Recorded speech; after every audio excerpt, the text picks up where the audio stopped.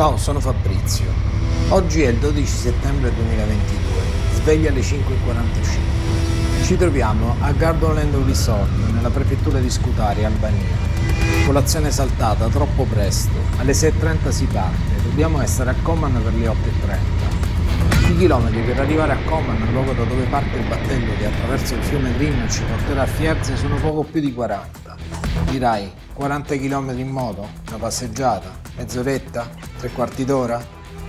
No, non è proprio così. I tempi di percorrenza sono di circa 1 ora e 40.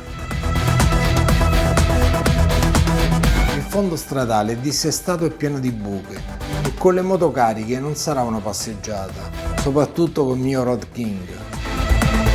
Ma come avrai modo di osservare, il paesaggio è molto interessante ed il bello arriverà con la traversata.